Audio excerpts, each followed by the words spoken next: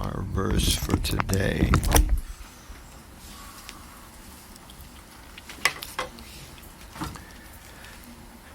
Vitaraga bhaya krodha.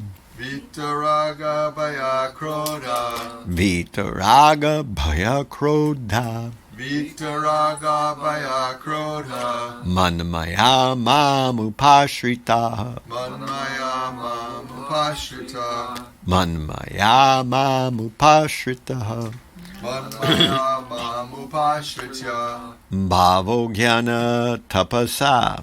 Bhavo jnana tapasa. Bhavo jnana tapasa. Bhavo jnana tapasa. Putamad bhavam agata. Uttamad bhavam agata. Putamad bhavam agata. Uttamad bhavam agata.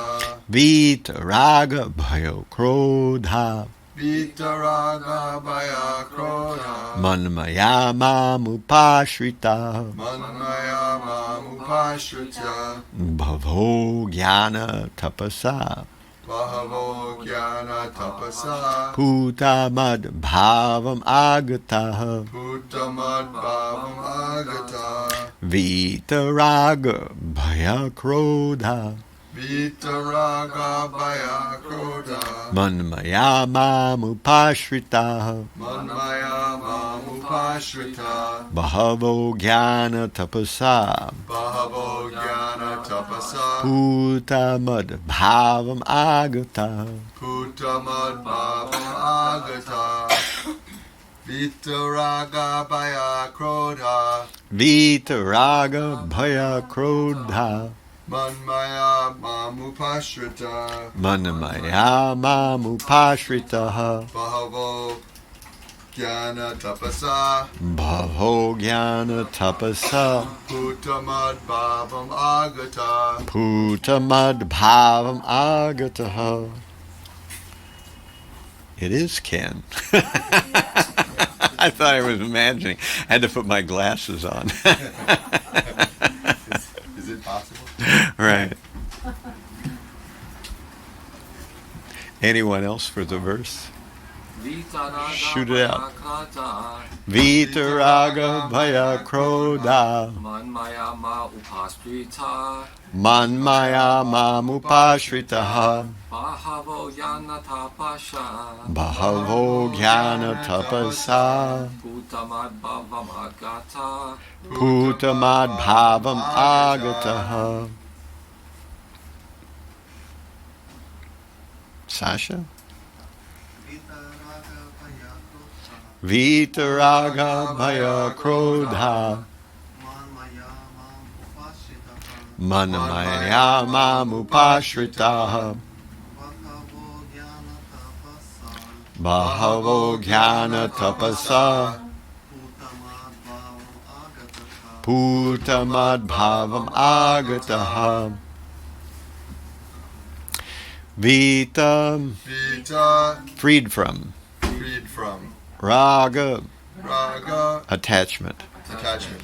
Bhaya, Bhaya, fear. fear. Krodha, Krodha, and anger. and anger. Matmaya, Manmaya, fully in me. fully in me. Mam, Mam, in me. in me. Upashritaha, Upashritaha, being fully situated. being fully situated. Bahavaha, Bhava, many. Many. Jnana, Jnana of knowledge. of knowledge. Tapasa, Tapasa. Tapasa, by the penance. By the penance. Putaha, Uttava, being purified. Being purified. Matbhavam, Madbhavam, transcendental love for me. transcendental love for me. Agataha, Agataha, attained. attained. So the verse reads, being freed from attachment, fear, and anger, being fully absorbed in me, and taking refuge in me, many, many persons in the past became purified by knowledge of me, and thus they all attained transcendental love for me. So we can do this responsibly one time through. Being freed from attachment, being free from attachment, fear, and anger, fear, and anger, being fully absorbed in me, being fully absorbed in me, and taking refuge in me. and taking refuge in me. Many, many persons in the past Many, many persons in the past became purified being purified by knowledge of me, by knowledge of me, and thus they all attained transcendental love for me. and thus they all attain transcendental love for me. So we've got a sizable purport here, and I'll read it. As described above, it is very difficult for a person who is too materially affected to understand the personal nature of the supreme absolute truth.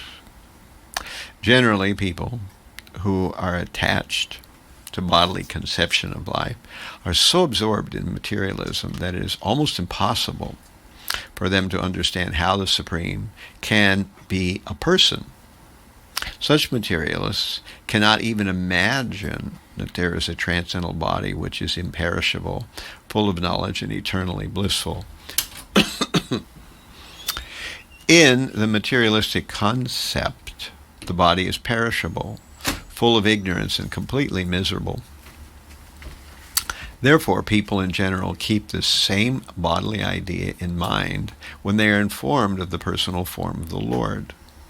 For such materialistic men, the form of the gigantic material manifestation is supreme. Consequently, they consider the Supreme to be impersonal. And because they are too materially absorbed, the conception of retaining the personality after liberation from matter frightens them. When they are informed that spiritual life is also individual and personal, they become afraid of being persons again, becoming persons again. And so they naturally prefer a kind of merging into the impersonal void. Generally, they compare the living entities to bubbles of the ocean, which merge into the ocean. That is the highest perfection of spiritual existence attainable without individual personality. This is a kind of fearful stage of life, devoid of perfect knowledge of spiritual existence. Furthermore, there are also many persons who cannot understand spiritual existence at all, being embarrassed by so many theories and by contradictions of various types of philosophical speculation. They become disgusted or angry and foolishly conclude that there is no supreme cause and that everything is ultimately void. Such people are in a diseased condition of life. Some people are too materially attached and therefore do not give attention to spiritual life. Some of them want to merge into the supreme spiritual cause, and some of them disbelieve in everything, being angry at all sorts of spiritual speculation out of hopelessness. This last class of men take to the shelter of some kind of intoxication, and their affective hallucinations are sometimes accepted as spiritual vision. One has to get rid of all three stages of attachment to the material world, which is 1, negligence of spiritual life, 2, fear of spiritual personal identity, and 3, the conception of void that arises from frustration in life. To get free from these 3 stages of material concept of life, one has to take complete shelter of the Lord, guided by the bona fide spiritual master, and follow the disciplines and regulative principles of devotional life. The last stage of devotional life is called bhava, or transcendental love of Godhead. According to the Bhakti Rasamrita Sindhu 1.14.15 through 16, the science of devotional service, ado shraddha tatu sadhu sangha tat, bhajana kriya tato narta nivritis shatato nishta ruchistata atta shaktisata bhavats tata prema bhudanshati sadhakanamayam premna pradur bhave bhavet kramaha. In the beginning, one must have a preliminary desire for self-realization. This will bring one to the stage of trying to associate with persons who are spiritually elevated. In the next stage, one becomes initiated by an elevated spiritual master, and under his instruction, neophyte devotee begins the process of devotional service. By execution of devotional service under the guidance of the spiritual master, one becomes free from all material attachments, attains steadiness and self-realization, and acquires a taste for hearing about the absolute personality of Godhead, Sri Krishna. This taste leads one further towards attachment for Krishna consciousness, which is matured in bhava, or preliminary stage of transcendental love of God. Real love of God is called prema, the highest perfectional stage of life. In the prema stage, there is constant engagement in the transcendental loving service of the Lord. So, by the slow process of devotional service under the guidance of the bona fide spiritual master, one can attain the highest stage, being freed from all material attachment, from fearfulness of one's individual spiritual personality, and from frustrations that result in void philosophy. Then one can ultimately attain to the abode of the Supreme Lord. Vitaraga bhayakrodha manmayama mupashrita bhavo jnana tapasa puta madbhavam agataha. Being freed from attachment, fear, and anger, being fully absorbed in me, and taking refuge in me, many, many persons in the past became purified by knowledge of me, and thus they all attained transcendental love for me. This is Chapter 4, Text 10. Before I start, anybody have any immediate questions about what we just read? Anything strike you as confusing or interesting or whatever?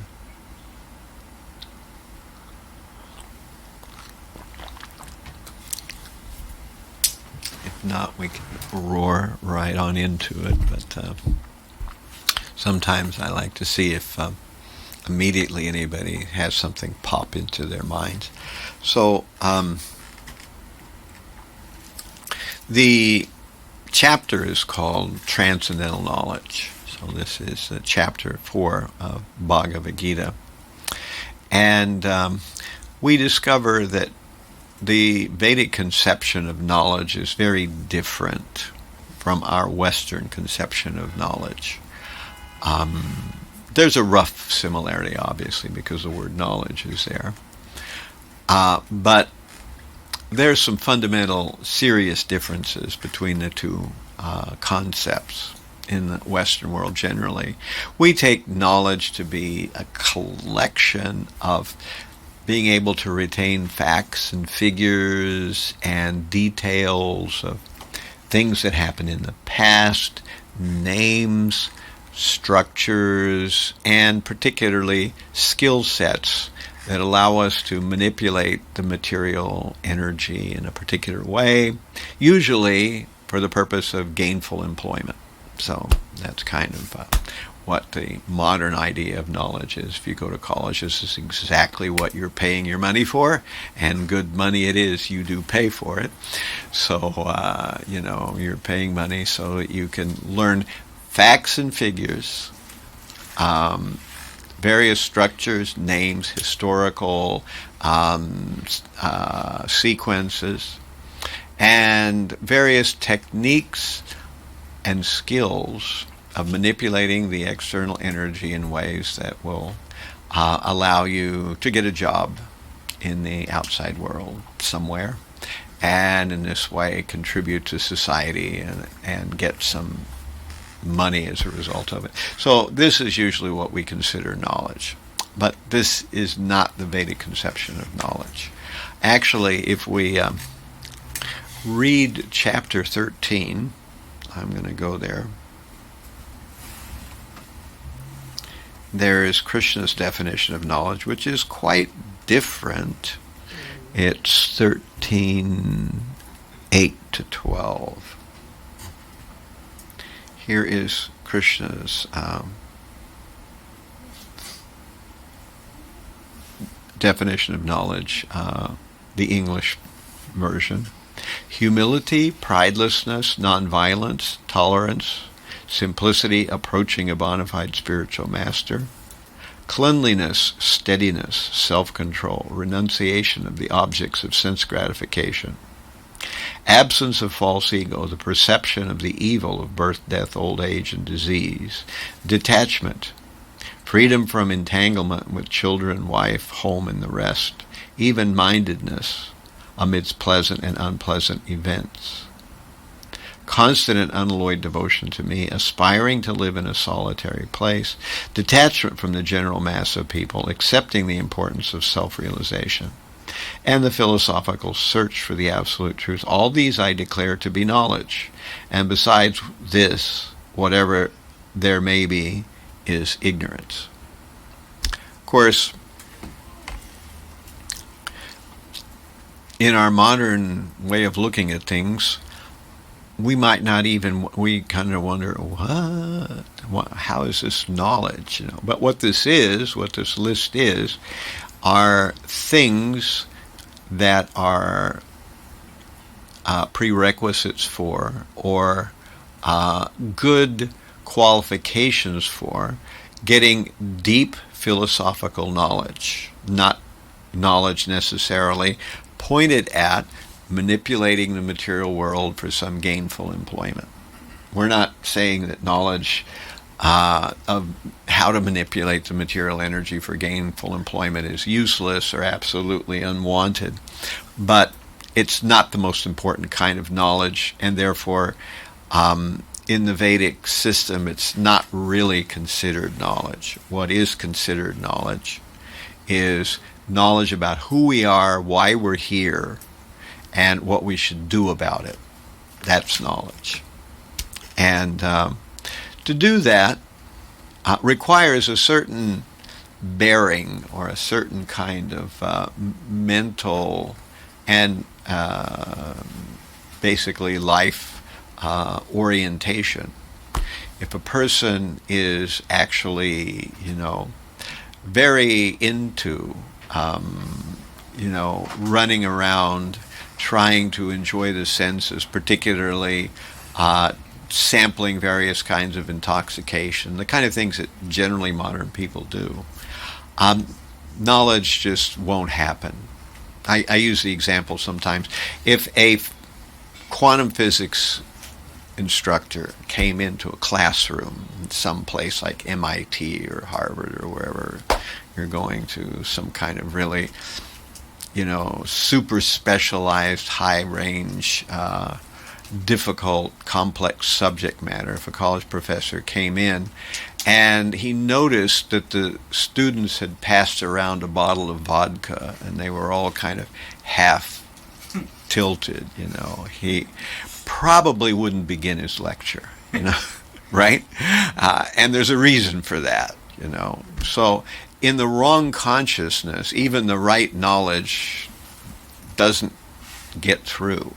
So this is why when Krishna lists in chapter 13 knowledge, when he lists these 20 some odd things that are knowledge, these are situations and characteristics that make it easy and are conducive to the process of obtaining and assimilating deeply knowledge, not about the external world and its details of how its machinations work, but who we are, where we are, why we're here, and where we want to be, and how to get somewhere else. That's what actually the Bhagavad-Gita is all about. You usually won't be able to get a job by just reading the Bhagavad-Gita. It's not that kind of book, unless you're a college professor in Indology or something like that. Then you might be able to get a job by reading Bhagavad-Gita. But generally speaking, the Bhagavad-Gita is designed to help a person to understand who they are, where they are, why they're here, why they don't want to be here, and how to be somewhere else, and where else to be, So this is the whole concept. In our modern world, philosophy kind of tends to be a joke. People sort of feel that philosophy is something for armchair people smoking pipes, sitting around a blazing hearth of some kind or another. Yes, I think. People musing on the nature of the universe and this and that and the other. And we kind of get the sense that this philosophy is about airy-fairy things that nobody can really know anything about, and that the point of it has not much to do with what reality is, but how well somebody can turn their words and how gifted someone is at winning an argument and those kind of things. That's kind of the way modern philosophy seems to have come into a general view of people. But this is not really philosophy. As a matter of fact, everybody has a philosophy. You can't not have a philosophy. The philosophy can be self-contradictory. The philosophy can be very shallow. The philosophy can be just a handful of bromides or shibboleths or something like that. Or it can be a well-thought-out philosophy, but still with deep internal conflicts. But everybody has some kind of philosophy. There's some way that we relate to the entirety of the rest of the universe and everybody in it. And that's philosophy. There's a way we understand it. And any philosophy you want to think about has some basic, what we can call fundamentals or axioms that absolutely cannot be proven either right or wrong. And once you accept them, though, you can build a philosophy from it. And that goes across the board, whether you're talking about atheistic philosophy, whether you're talking about religious philosophy, whether you're talking about the Vedas, whether you're talking about quantum physics, or whatever philosophy you want to think about. There are, at the root of it, some kinds of basic axioms or fundamentals that can't be proven one way or the other.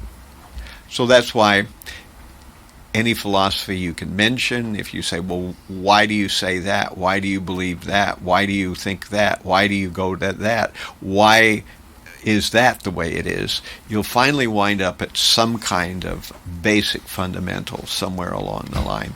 And at that point, we say, well, we just accept it. So whichever philosophy you want to ascribe to, at some point you're going to hit that. And so that's why when people argue from philosophy, oftentimes they miss each other's point, because they have different fundamental axioms or primitives that they base their thinking on. And if you base your thinking on a completely different set of axioms than somebody else, naturally you'll have a different philosophy, and there won't be any easy way to reconcile, unless you get down to the fact when we start talking about those fundamentals or those basic axioms, then we can say, well, you accept this, but I don't. And then we can start to see how the two philosophies stack up against one another. Of course, the ultimate test of philosophy is, what does it do for you? I mean, you can have an armchair philosophy about many universes, and we jump from one timeline to another. This is common tropes in science fiction and things like that. But how does it change your life? In what way does this philosophy apply to you? What can you do with it? And at the end of the day, if that philosophy actually helps you to understand the world, and that philosophy actually puts everything into perspective, that's a philosophy that's worth something. And philosophies that maybe sound nice or are, accepted by maybe some kind of people in some high-ranking philosophical circle of some type of academia. These things are not really the benchmark by which we can understand philosophies. So many philosophies have come and gone on planet Earth, countless philosophies. And most philosophies aren't very expansive. Most of them are just a handful of principles, and doesn't go very far. And so there's a lot of stuff left out. So many philosophies are not very expansive. And again, many philosophies are self-contradictory. If we go down the ramifications or the segue of one thing going to another, we'll find contradictions. And some philosophies, maybe they're self-consistent, but they don't say much about what we really want to know things about. So therefore, you can have a nice mathematical philosophy, but most of us don't live in a world of mathematics. We have relationships, and we want to know about happiness and what we're doing in life and these kind of things. And most of these things can't be quantified in any serious way in mathematical terminology. So there are many philosophies. And as Prabhupada mentions here, he goes through a number of different issues. He talks about people's different conceptions of God. At the very bottom, the bottom conception of God is that he doesn't exist, atheism. So that's kind of the zero level of God realization. You assume that because you don't see God, he must not exist. Or you assume that because religions have been very distasteful to you, that God must not exist. Or you assume that because people who espouse those religions have been distasteful to you, therefore if they represent religion, you can't believe in that. So for one of those reasons, usually people give up their understanding of God. So that's the very base level. Then there are those who believe in the void, which is not exactly the same thing as atheism, as Prabhupada mentioned it in the purport. Then there are those people who believe in a non-personal God, that God is this all-pervading essence through everything, sometimes known as the Brahman. And then there are those who believe in many gods. And finally, there are those who believe in one God, but they may not have a full understanding of that one God. So these are various levels of understanding God. And these are listed in various parts of the Bhagavad-Gita. We learn about these different things. And as Prabhupada says, if somebody is very fixed on material life, their understanding of God is either going to be non-existent, or it's going to be very, very childish and not very expansive. That's the problem. Because if you're really interested in matter and enjoying matter, then you're not going to be very interested in God, in mostly speaking, because you're spending your time on figuring out how you're going to get the kind of matter that you particularly like, how you're going to be able to set up situations that are going to be pleasing to your senses. So therefore, you don't have time to be messing around with trying to figure out who God is.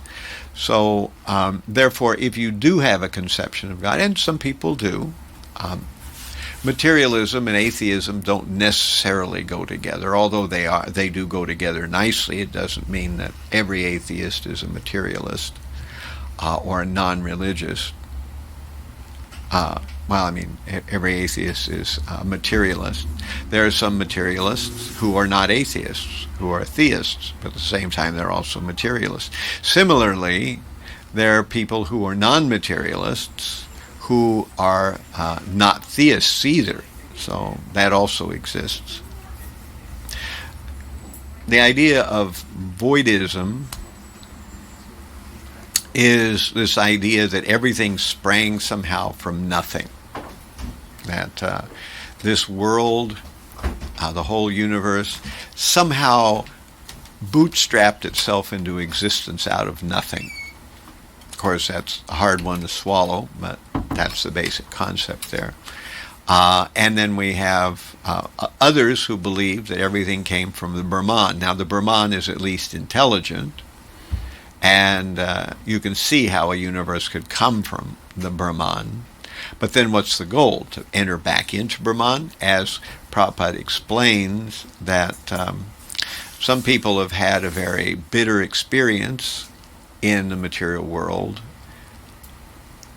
and because of their bitter experience, they want to somehow be non-persons again. They want to merge into the Brahman and lose their individuality. Although I think there's probably very few people who, when it really came down to it, would seriously want to do that. You know, there's something very scary about losing your personality, as usually impersonalists talk about it, the Mayavadis talk about becoming like a drop melting into the ocean and losing its individuality. If we were going to say that you could lose your individuality forever and merge into that Brahman, there's something suspicious about that. There's something not very palatable about that. And there's a reason. You know, we are individuals, and we've always been individuals, and we have desires, and we want to engage in relationships with others. It's natural. But then the question is, if we're eternally individuals, well, what happens to an individual on the eternal level? You know, we know what happens on the material level that we live in now. Eventually, you know, the undertaker comes in some kind of way. We know that that's destined for the body that we're in now. But what happens to an individual on eternal level? That's a different story. And we understand that there is an eternal relationship with the Supreme Lord. That can be in different types of rasas or relationships. That's always ongoing, unfolding, and everybody is enjoying the fact that they are interacting with the Supreme Lord, who they don't recognize as being the Supreme Lord, although he is. And in this way, this kind of play, it's called a pastime or a rasa, goes on through eternity. And this is the real goal of spiritual life. This is the real position of each living entity. So I've wandered through a bunch of different things here. We've talked about knowledge.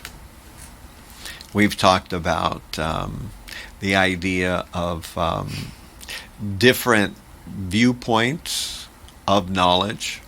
We've talked about how knowledge is usually perceived of in our modern world. Then we talked about various levels of God realization. And so I'll ask if there are any questions, if anybody has any questions, or maybe I have spoken such a way everybody is now thoroughly in a fog of of lack of knowledge. The Brahman is the impersonal, right? The Brahman is another word for the impersonal God? Yeah, Okay. yeah, yeah. He's asking if the Brahman is the same as being impersonal. Yes. So I think of it kind of like an hourglass, that in the spiritual world you have pastimes between Krishna and all of his devotees, especially his intimate devotees like the gopis. But there are countless others. Then here in the material world, you have pastimes between the living entities, and most of them aren't so wonderful. There's a lot of not so wonderful pastimes going on down here. But these pastimes here are like an inversion or a unpleasant version of what's going on in the spiritual world.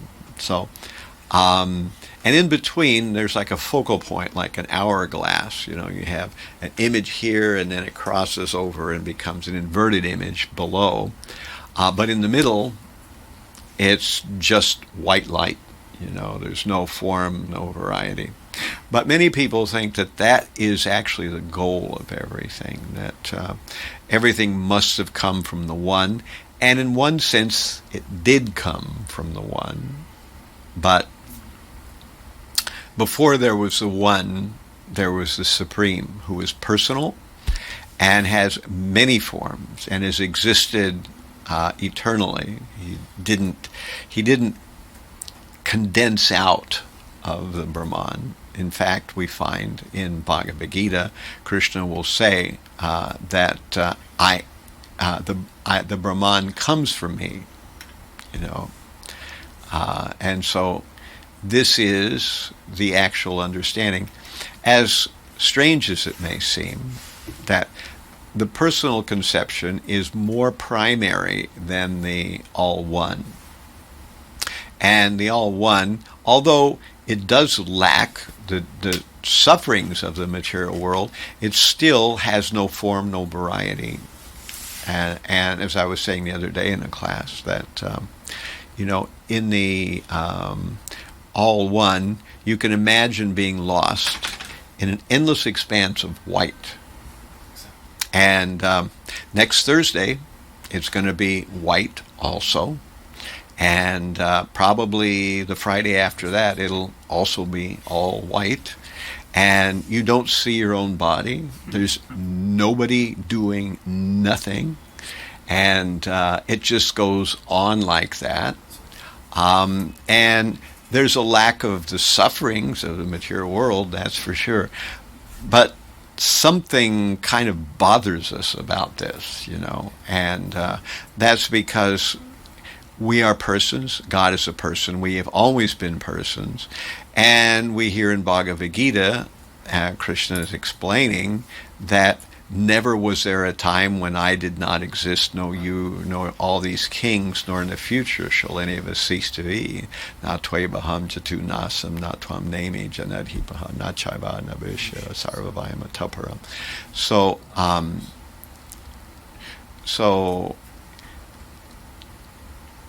this idea is there that we are persons not just now, but we are persons eternally. Krishna's a person eternally. And relationship is something that doesn't just accidentally happen or condense out of the Brahman. Relationships is something that has always existed, always goes on. And it's really the goal of everything. So the merging is just annihilation, really, when you think about it, right? It's a kind of... pretty close to it, right? The merging, as is described in the Vedic literature, one can do it. But eventually one gets tired of it. So there's a verse, Yene Ravan Daksha Vimukta Maninas Twayashta Bhavadava Shuddha Buddhaya Aruya Krishna Param Tadam Tata Patantiro Naduta Yusmadangraya. That there are those whose consciousness is not fully purified, who imagine that they're on a high level, but actually they fall down again because of not taking shelter of your lotus feet, Yusmadangraya. So what happens is, because although there's no suffering in the merging of Brahman, there's also no activity. Like if you were working hard, say in some really physical kind of endeavor, in a, like in the cold weather, you were building a house in the snow somewhere like that, and you were out all day sawing and hacking and driving nails and things. You can imagine that the idea of going inside and getting in a warm bath and just kind of zoning out sounds good, but now how long can you stay in that warm bath? Eventually you just prune out, right? and you get kind of bored. You want to do something, So at first there's a sense of relief, as Prabhupada says, that people who've had a bad experience in the material world, they want to depersonalize. But eventually, because we are persons, that personality can never be completely suppressed. It just becomes sort of inactivated for a while, and one stays in the Brahman for some time, and then eventually comes back out. And as Prabhupada used to tell us, that there are those people who talk all about, the impersonal path of Brahman, Satyam, Jagam, Mitya, that Brahma is Satya, or truth, and Jagan Mitya, the material world, is falsity. So their idea is to merge with Brahman. And through hard penances and very difficult practices of tapasya, or austerity, one can gain the merging property with the Supreme, or one can do it alternatively through the yoga systems. Either way, when that happens, eventually a person comes back out of it, and then Prabhupada says usually then they start a political party, a hospital, or some other kind of philanthropic work, So this is what people who bounce out of Brahman usually do, because they want to do something, So it usually starts off with some sort of philanthropic concept, But again, we're dealing with the material world here. We're not in an eternal relationship. However, there is a possibility of having eternal relationships in the spiritual world, and that's what the idea of bhakti is all about. That we're learning that we shouldn't be afraid of spiritual relationships, but they're in a sense similar to, in many ways, the relationships we experience here in this world, but yet there are a few striking differences between the relationships here and the relationships in the spiritual world. Anybody else? Yes, Sasha. Oh, yeah. I forgot to pass this around so that we can splice this audio back in. Thank you. Maharaj, so you said how usually we cannot stay in the Brahman forever, so usually it's described we go back to the material world. But is Brahman connected to the spiritual world at all? Is it possible for someone from Brahman to go to the spiritual world directly? Technically, the answer is no. The Brahman is sometimes described as the boundary, or the gate, the barrier, that's the word I'm searching for, between the spiritual and material world. So if one's actually headed toward the Brahman, they're not going to go anywhere else.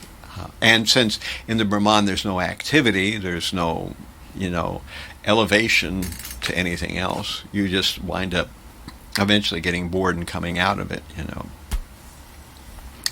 But if one goes to the spiritual world, one bypasses Brahman. Yes.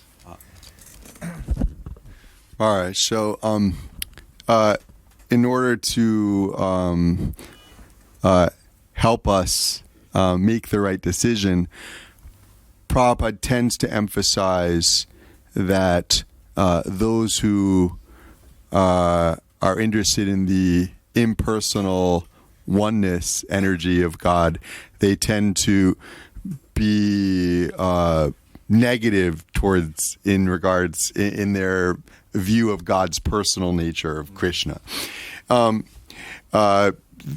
sort of encourage us to do the right thing. At the same time, we read how there are those who are have an impersonal understanding of God, who are not particularly envious of God, but sort of innocent. And then there's the other group who are attracted to the impersonal energy of God. And it's sort of like the reason they're attracted to the impersonal nature of God is because they're envious of Krishna's supreme, of Krishna being that the supreme person, the supreme source of all spiritual energy, both personal and impersonal. So, my question is,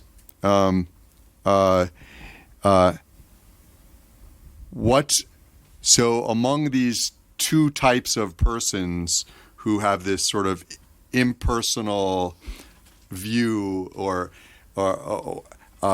attraction to the impersonal energy of God, one being envious of Krishna, one being not aware of Krishna being the supreme person and just sort of neutral and innocent, but attracted to the impersonal energy. They don't know better. Could you describe the distinction between the progress that a member of each of these two groups makes towards their goal of achieving the impersonal oneness? Okay. That's an interesting and important distinction. There are indeed two types of impersonalists. There are those who simply have not progressed far enough to realize that the Supreme is a person. And there are those who are actually opposed to the idea of the Supreme being a person. So, in chapter 12 of Bhagavad-Gita, Arjuna asks the question point blank to Krishna, which is better, those who approach the unmanifested, that which lies beyond the senses, the impersonal conception of the absolute truth, or those who worship your personal form? Krishna asks Arjuna that direct question in the beginning of chapter 12, and Krishna answers that those who worship the personal conception are better. So Arjuna is asking which of the two is better. But then Krishna goes on to say that those who worship the impersonal feature, they also attain to me, but that path is very difficult. Now, this is different from where when Lord Chaitanya is saying that those who are Mayavadis, they are the most someone who follows Mayavad philosophy is doomed. That. So a person who is committed to the idea that there is no person to God, such a person is doomed. Whereas a person who just hasn't gotten far enough along, such a person will eventually come to the understanding of the Supreme. As a matter of fact, we have lots of stories. The four Kumaras, who were four sages that were four of the oldest people in the entire universe, because they were the first children of Brahma. And so when Brahma had four children, these four Kumaras, they journeyed to Vaikuntha because they'd heard that the Lord had a personal form, but they weren't sure and they wanted to see it. And eventually, after they got into a tussle with Jai and Vijay, and the Supreme Lord appeared, they smelled the aroma of the tulsi leaves on the Supreme's lotus feet, and they became immediately attracted to his personal form. So they switched over from being impersonalists to being personalists in a moment, because they weren't opposed to the idea of the Supreme being a person. They just weren't sure about it. Whereas Lord Chaitanya explains to us that true Mayavadis, those who are envious of the Supreme. Now, why would a person be envious of the Supreme? Well, the bald fact is that every one of us in the material world is envious of the Supreme, or we wouldn't be here. So, in some way, shape, or form, we wish that we were the Supreme Person and everything revolved around us. But it's never going to be, If you weren't God when you looked at yourself in the mirror yesterday, you weren't going to be God today or tomorrow. It's one of those things that you either are or you aren't, and it's never going to change. And so it's kind of like, as devotees, we're getting over it, But there are people who certainly never want to bow before anybody or serve anybody else. In other words, they want to be the person that everybody else serves. That's kind of the supreme statement of egoism, And if you want to be that, go for it, But see how far it gets you. And in that kind of mindset, you find two kinds of people: those who believe in God but hate Him, and those who believe that there is no God. Or you actually three kinds. The other kind are those people who believe that God is impersonal. So by believing He's not, if God is an all-pervasive energy, then an all-pervasive energy isn't going to get on your case for anything. It's kind of down with whatever you want, right? It's just there, and it doesn't have any commandments or any kind of rules or anything. Whatever you do is cool because it's the all-pervading energy. So for that reason, people like the idea of an impersonal God. Or again, you have those people who believe that there is a God but hate Him, or those who just believe that there is no God. So these are sort of different subtle shades, Yes.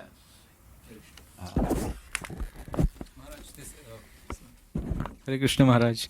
Maharaj, this first category, you said that those who know there is God and they hate Him, like this is rare. So what they're like the asuras, or like? Yeah, well, in 7th chapter of Bhagavad-Gita, it's Oh, really? kinds of people who never surrender, Namam duskritina mudha, prapadyante naradama, maya pratigyana asuram bhavam ashrita. So there are four kinds, and the asuram bhavam ashrita is a person who partakes of the atheistic nature of demons. In other words, these people are diametrically opposed to God. They believe in God, but they hate God, Or sometimes there are people kind of on the borderline, that they hate what they know about God. So they hate the concept of God. They hate people who believe there is a God, rather than hating God directly. But that's asuram bhavam ashrita. But there are people who just don't believe in God. So, like some devotees who join, like Krishna consciousness, they get initiated and they leave. They Speak louder. Oh, so not for the microphone, but for the rest of us. So, like some devotees who join the movement, and they get even like initiated and they leave. So, are they like they in that asuram bhavam ashrita? Or? Usually not. Usually not. But what happens then is that people are engaged in devotional service. Devotional service is a society of devotees who are all trying to do the same thing. And, as I like to say, that every religious community is just a collection of ex-sinners, and some of them are a little more ex than others. And so, you're going to run into issues. Those who tend to commit offenses, who cause a lot of issues for others, then Krishna just removes the taste from their experience of devotional service, and they start thinking, why am I wasting my time with all these knuckleheads? I could be making money. I could go and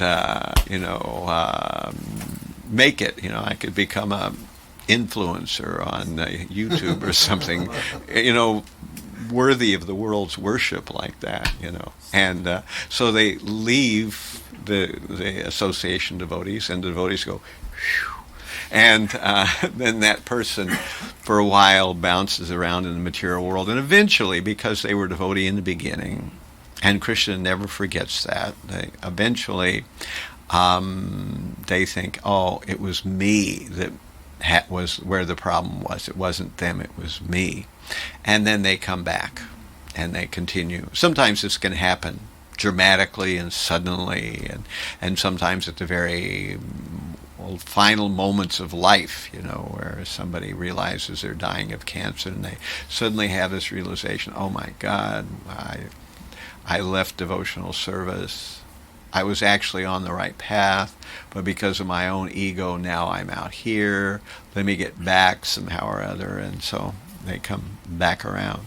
Or, there's always next life, born again, and somebody decides then, that it's because of the process of death and rebirth, a lot of those nasty things are kind of forgotten, and we move on with a new set of, a new deck of cards, basically speaking.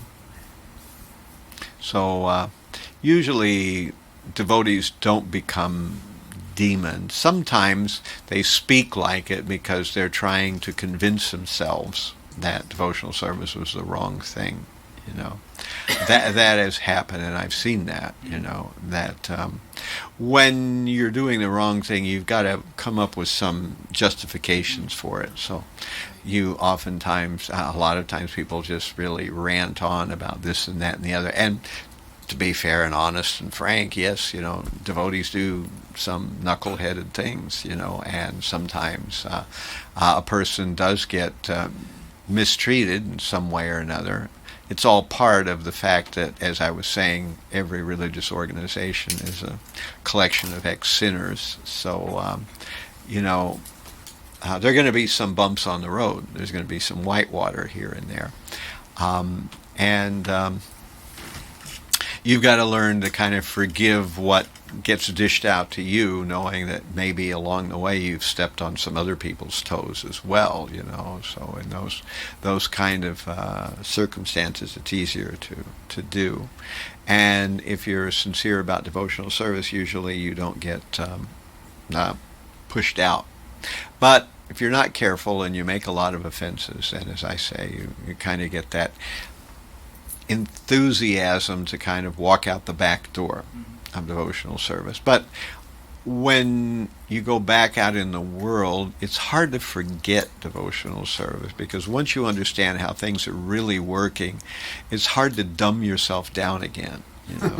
You find that it's hard to forget the fact that you're going to die, and that you get these momentary little raisins of happiness in this giant poo cake, That's actually most of what life is, all these unfortunate circumstances one after another, and every once in a while you get this little nugget, and you got to live for that little nugget, and it's hard to forget all that stuff, and that's why devotional service is what it is. Eventually you will, if you ever once said, that please Krishna, take me, I'm yours, help me to become your devotee, Krishna never forgets that. You will go back home, back to Godhead, even if it's kicking and screaming, But it's better if it doesn't have to be like that, and it'll happen much faster if you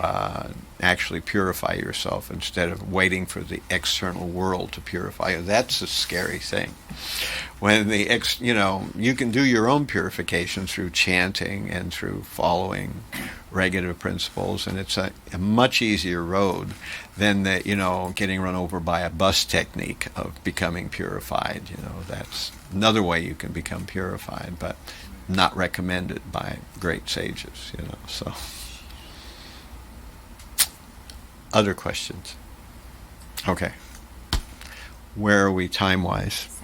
7. What's that? 7 o'clock. 7 o'clock. Okay. So we should cap it off here. I don't want to make anybody any more bleary-eyed than they already are here. So we will roll into another quick kirtan.